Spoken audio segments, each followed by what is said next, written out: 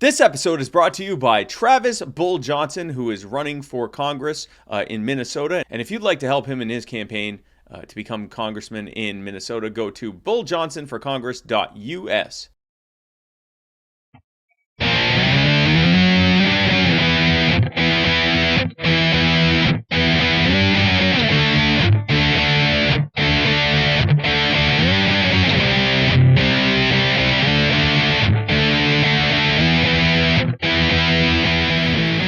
And now, Matt Wright and Spike Cohen. Good morning, good afternoon, or good evening, and welcome to the Vanguard.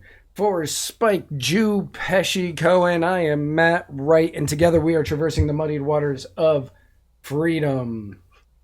You're saying I'm kosher? What are you going to have me with? No, that's not funny. It means you can't have me with dairy? Hey, folks, thanks for joining us. No matter which platform you are watching this on, listening to us on, we thank you, and especially to our subscribers, we say Bula Vanaka. Bula Vanaka, and of course, we love our subscribers. Go to anchor.fm/muddywaters/subscribe, and for only $10 a month, you too can become a Muddy Waters subscriber. What do you get? What don't you get? One of the things you get is every week you get an exclusive Muddy Waters of Freedom subscriber-only episode. You also get a discount at the Muddy Waters Media store at muddywatersmedia.com, as well as a discount with some of our partner vendors, and you get an ad-free viewing and listening experience on Anchor, Spotify, and every other podcasting outlet. Oh, also, share our content, like, subscribe, follow, and if it's on YouTube, hit the bell. And also, if you choose to be a subscriber, the price has not changed over the course of the last year.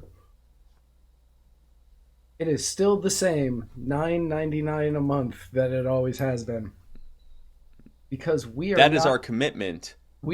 That is our commitment to inflation reduction. That's right. We are doing everything we can to keep our costs low here at Muddied Waters, so that way you do not feel the effects of inflation like you are everywhere else, and it's about to get worse.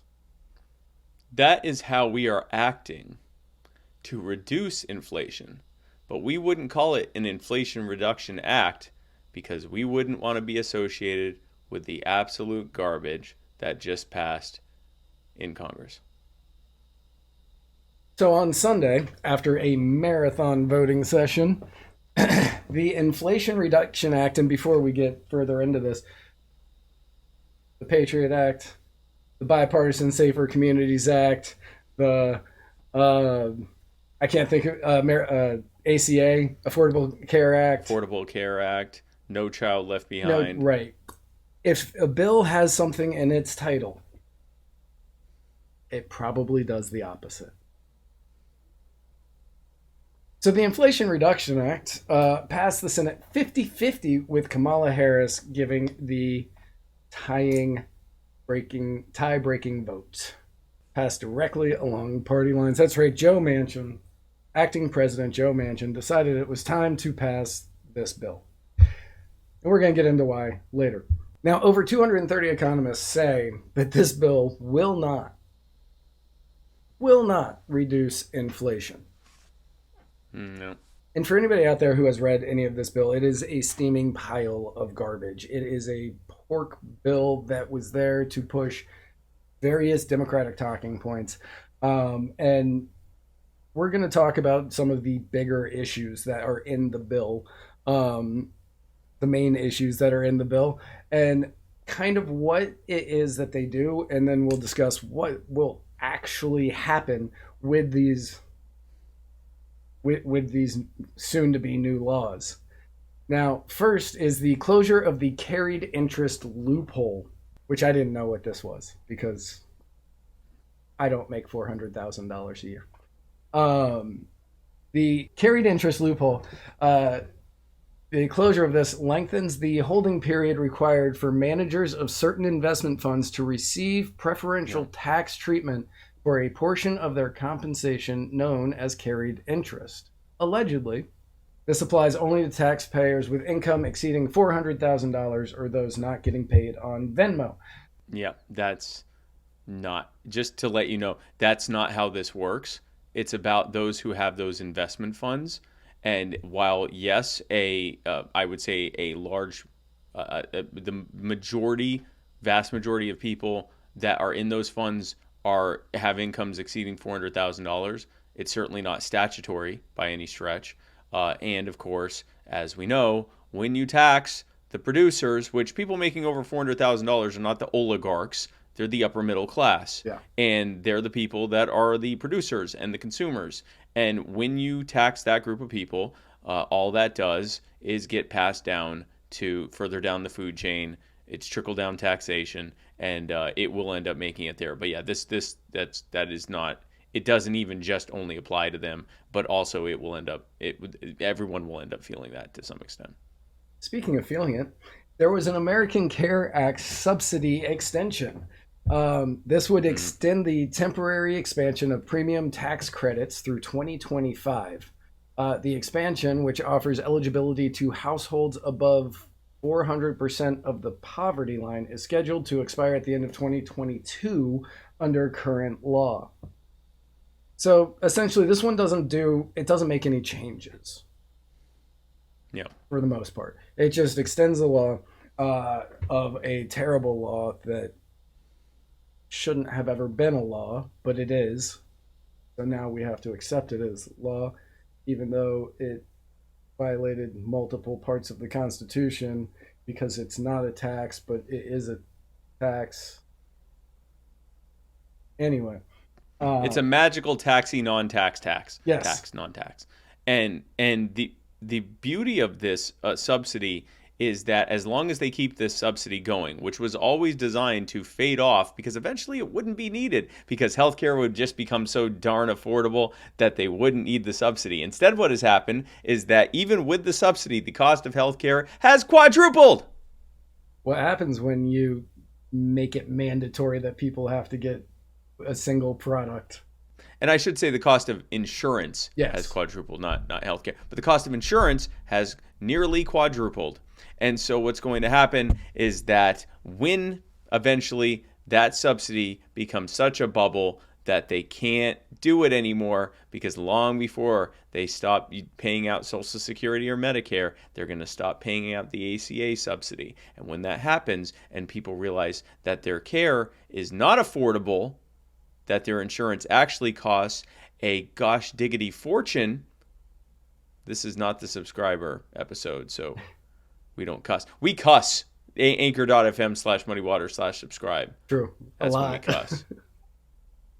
So gosh diggity darn is that expensive. This gobbledygook. It is this gobbledygook, cheese-eating bulldog kind of lint liquor nonsense is the exact kind of thing. So again, Affordable Care Act, it's not affordable. It's heavily subsidized to hide the fact that it was made less affordable. Yep. And so that's been extended. There's energy security and climate change investments, including tax rebates and credits to lower energy costs for households. We could call that the Affordable Energy Act. Right. They subsidize it to make it more expensive.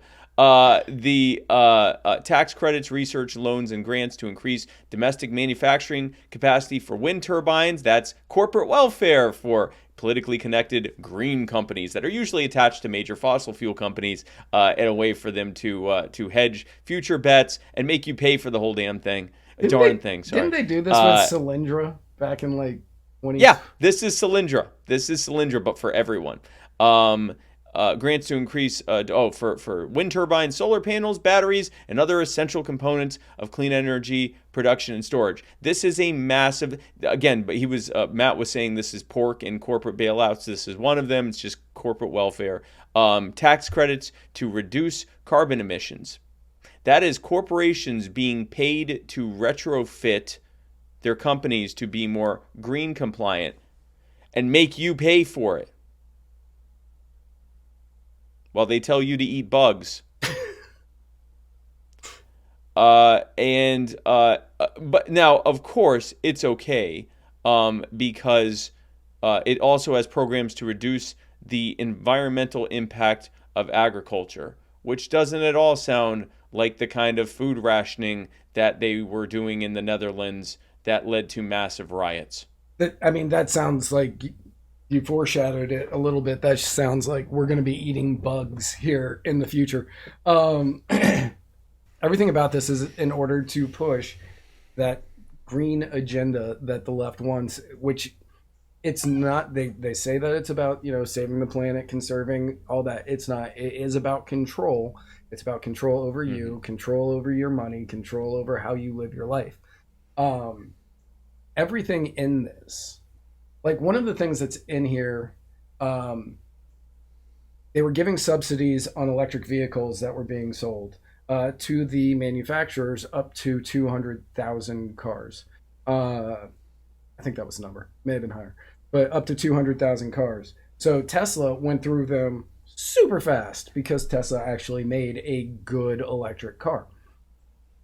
Yep. Now they've included one where used electric cars that get sold, the people get a subsidy as well. So Tesla will start getting the subsidy again as people are buying used Teslas. This is just a way to ensure that companies continue to go down this road as opposed to any other road. And since Joe Biden promised that we would have a fully electric fleet by 2030, like 75% of the cars on the road will be electric by 2035. I don't remember the exact numbers, but something along those lines. He is trying to force it where those are the only things being made, and price out the gas fueled cars that are, well, everywhere. Which is good because, as we know, those cars are largely powered by coal right now. Yes. Now, Because and natural gas, coal and natural gas. So it's just still using fossil fuels. that we can't mine here because you're not allowed to anymore. Yeah. Yeah, that So that's was good. another thing. Now- Real quick, that was another thing. If you are an electric car company, you get the subsidy, the 200,000, the original one plus the used car one, as long as you don't get your lithium from China. And we can't get lithium here in America because you can't mine for it. So that means Yep. we're going to have to get it from somewhere else. And it's Africa. It's the only other place you can really do that. So, Yeah. Watch out, Africa. Here comes liberation. yep. That should be fun for you.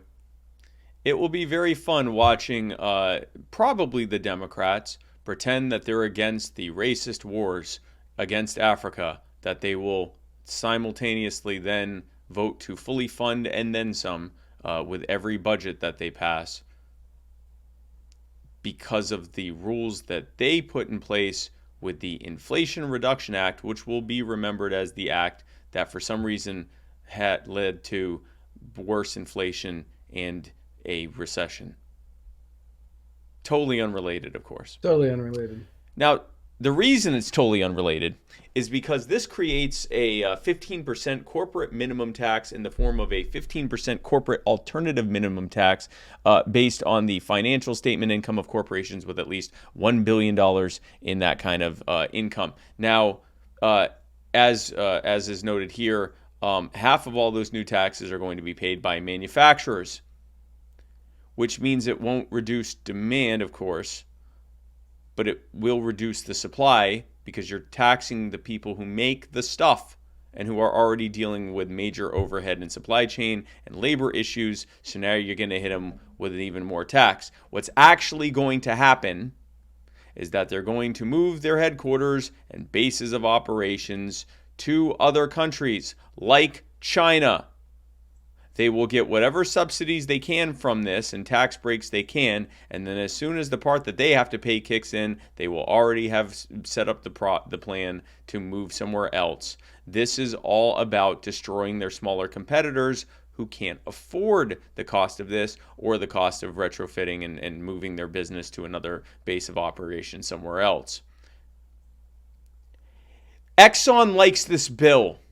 I don't know what else to say. Like, the major corporations have been simping for this bill on their corporate media, and I have a hard time figuring out something adequate I can do with my hands and face and mouth to describe how I feel about the fact that there are people who think this is a good idea, even though the corporations they think will be paying for this are saying they want it. It also has a prescription drug price reform, which, let us not forget that, and we're not defending the man, but Trump put in a lot of prescription drug price reforms that we were also against that he did as executive order. And in early 2021, Joe Biden wiped them all out. And now putting them back into this bill, almost word for word the same things. Not saying that it was good when Trump did it, just saying this is 100% being done to virtue signal. But this allows Medicare to negotiate the price of certain prescription drugs, limits Medicare and commercial price growth of certain drugs to inflation, and repeals the implementation of a rebate rule scheduled to increase drug-related Medicare outlays beginning in 2027. Redesigns Medicare Part D benefit formula and caps out-of-pocket costs for beneficiaries. Yeah, so the only way this is actually going to reduce costs of drugs for the end user is the same way they've made healthcare premiums more affordable. That's through just making the end user subsidize it as a taxpayer and then not pay as much as the user. So it's a scam. And it also allows the price to rise even more because they don't see it. They don't see the actual increase. And any real attempt to try to lower drug prices is either going to blow up in the government's face, as it always does, because they suck at negotiating things, or it's going to be like a price cap. And as we've talked about many times on this show, all price caps do is make a product unaffordable to produce and distribute, and therefore cause shortages, which means that people who need that thing, whatever it is, in this case, life-saving drugs, right, either have to go without and die, or get it on the black market and pay even more for it. Even more for it. They're not going to do that. So instead what they're going to do is just subsidize the crap out of it, which means you're paying for it in the form of taxes, debt, and inflation. And I know that we've talked about this on the show before, but we'll go over it because I think it's been a while since we last talked about it. I don't know the most recent update to this, but I know in 2011, the cost that it took for a drug manufacturer to come up with the ideas to a drug to FDA approval was about $1 billion. Yep, that's the problem. And you have multiple that don't make it all the way. You have some that go stage 1 testing, they scrap it. They have others that are stage 2 testing, they scrap it. By the time it gets to blind stage 5 or whatever it is, you're getting there at blind stage 5. But you have a lot of others that you scrap before that. They need to recoup those costs. And they have, because of copyright laws, they have 7 years, I believe, to sell it to try to recoup as much of that $1 billion, plus make back whatever they lost on other drugs that didn't make it to market before people can start coming out with generics. If you do this, research and development is going to essentially disappear. Yep. This is bad. This is it's going to disappear from here. Right. It's going to go somewhere else. See, where what we're already US subsidizing. Cronies like, right, and that's where they're already subsidizing it. And this is a major problem. Now, I know what you're thinking. How are they going to pay for all of this? Well, mostly with debt, but they are adding some additional taxes on people that can't leave. You. So the IRS tax enforcement, they're appropriating approximately $80 billion over the next decade for IRS enforcement activities, including the hiring and training of new auditors, IT systems modernization, and taxpayer services, meaning auditing you. They're more than doubling the number of IRS agents. 87,000 new IRS agents. Now, to keep that in mind, I think there's 240 some odd billionaires in the U.S. That's not what this is for. I think it's they're doing it 748. to you. Yeah, is it 740? I thought it was two something billionaires something. Is that maybe worldwide? Yeah, as of October of 2020, there were 614 billionaires, and then this says 642. Anyway, whatever. There's 600 and some odd billionaires. There are a few hundred billionaires. These 87,000 new IRS agents, who, by the way, they're heavily arming, are for you. They're for you. The bill earmarks $45.6 billion for enforcement mechanisms. Now, by the way, this isn't $45.6 billion they're going to raise from you. It's how much they're going to spend on what they're going to raise from you. They're going to raise trillions of dollars from you using enforcement mechanisms like litigation, criminal investigations, investigative technology, digital asset monitoring, a new fleet of tax collector cars. And I know what you're thinking. Joe Biden promised me that if I was making under $400,000, that I would never pay more taxes than I'm paying right now.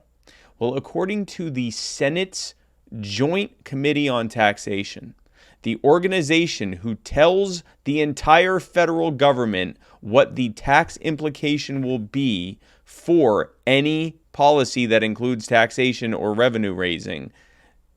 In other words, the people who tell Joe Biden what's going to happen, between 78% and 90%, so as much as 90% of the money that is going to be raised from these new measures will come from people making less than $200,000 a year.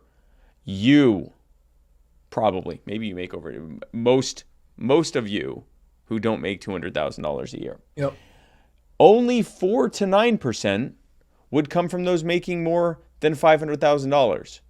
So not only did he lie, it's the exact opposite of what he said. It's likely if you're making more than $500,000 a year that you won't pay more. And it's almost certain that if you are making less than $200,000 a year, that you will pay more and you will be audited too. Now, I know what you're wondering. How did they get acting president Joe Manchin to vote for this, even though it's not going to lower inflation? It's actually probably going to raise inflation. The cost is exorbitantly high, and because his state is disproportionately poor compared to most other states, it's going to hurt the people in his state. Matt, do we have any answer to that? Just total mystery? We do. And NextEra Energy, a utility giant and stakeholder in the Mountain Valley Pipeline, is a top donor to both Mr. Manchin and Senator Chuck Schumer, Democrat of New York, who negotiated the pipeline side deal with Mr. Manchin. Mr. Schumer has received more than $281,000 from NextEra this election cycle. Equitrans Midstream, which owns the largest stake in the pipeline, has given more than $10,000 to Mr. Manchin. The pipeline and its owners have spent heavily to lobby Congress, and this bill allows them to build their pipeline in West Virginia. Can you pull up that graphic again? Yeah. Go ahead and finish with what you were saying. So basically, they bought him. Yeah. This was Joe Manchin's price. The Mountain Valley Pipeline was Joe Manchin's price. Everybody's got a price. Everybody in DC is a whore for something. Joe Manchin is a whore for the Mountain Valley Pipeline. Yep. For $291,000. Of which he only got $10,000. Somewhere just under. Yeah. Well, oh, gosh. Oh, you're right. Schumer got 281. Yeah, But for the just pipe, over $10,000. yeah, but the pipeline will help out communities in West Virginia greatly. Right, but his price is just over $10,000. Right. And this is what we try to talk about, when people say, but without government, who would stop these, corporations from mistreating us? The corporations, because of the power, the regulatory power we allow government to have, they can spend tens or even hundreds of thousands of dollars, and they get back in return billions of dollars, hundreds of millions, billions, and tens of billions of dollars. Anything they give, they get back, like, add 4 zeros to it.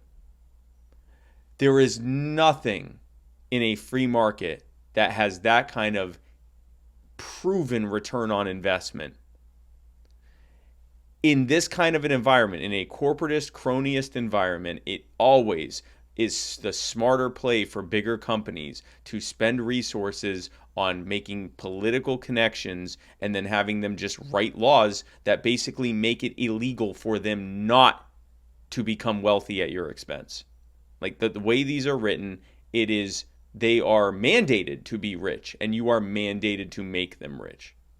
Yep. So Joe Manchin, the person who kept us from Build Back Better, even though this is Build Back Better light, he kept Build Back Better off the table. He's kept a lot of bad legislation off of the Senate floor because they weren't going to put it up if it wasn't going to pass. And Joe Manchin ensured it wasn't going to pass because he said, I'm not going to vote for anything that will raise taxes while inflation is so high, that has exorbitant spending while inflation is so high, and especially anything that hurts people in my state.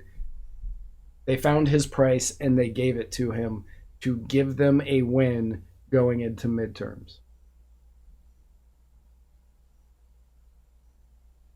For $10,000. And the jobs and whatever the pipeline will bring. And whatever the pipeline will bring to New York, or to West Virginia. New York. Yep. But that is Joe Manchin's price. Everybody in DC has a price. Some is much higher than others. Joe Manchin's $10,000 plus whatever that pipeline brings in to West Virginia. Yeah. But he wouldn't care what the pipeline brings into West Virginia if he didn't get that $10,000. And that's the point. Yep. So, you know what you can get for a lot less than $10,000? In fact, you can get it for 1,000 times less than that every single month. You can get exclusive Muddy Waters media content by going to anchor.fm/muddywaters/subscribe. And for the low, low price of 0.1% of that $10,000 every month. So over a long enough period of time, you will give us 10,000. It'll take a while, take 1,000 months. But you'll actually get a lot of really good content for that $10,000. You'll get a lot of really great content over that 80 some odd years. You will get exclusive access to our weekly subscriber only show. You will also get a discount at our Muddy Waters store at muddywatersmedia.com, and discounts at partner vendors, and you will get an ad-free viewing and listening experience on Anchor, Spotify, and all podcasting platforms. So be sure to do that. And our next episode is going to be this Saturday at 8 p.m. So if you're a subscriber, we will see you there. It'll be this Saturday at some time. It'll be this Saturday. I never know when it's going up. And it'll be this Saturday. When? Oh, you'll find out if you're a subscriber. And if you're not a subscriber, become a subscriber, and then you'll find out. So we will see you on Saturday if you're a subscriber. If you're not a subscriber, we'll see you right back here Tuesday at 8. And we love you. Thank you for being a part of this. And where we're going, we don't need roads.